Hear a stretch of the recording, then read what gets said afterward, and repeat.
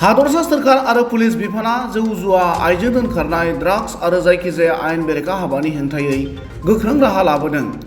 नाथाय अब्लाबो बेफोरबायदि हाबानिफ्राय खायसे सुबुङा गोजान जायाखै।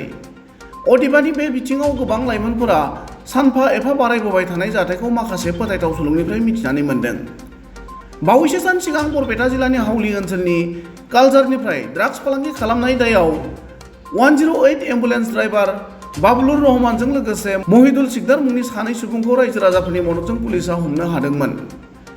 बेबादिनो दिनै फिन बरपेटा जिल्लानि कावैमारियाव हावली पुलिसा गंसे कारजों लोगोसे ड्राग्स फालांगिरि सानै हमनो हायो।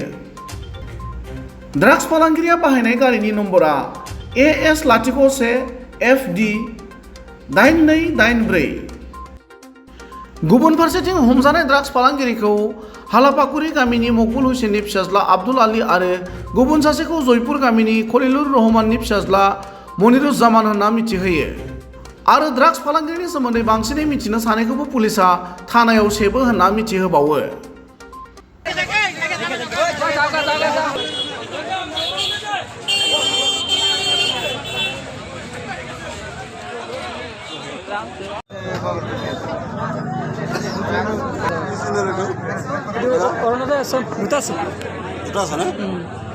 टाइम एटु लरा हानाय आनिसुरा हानाय मग बताइसे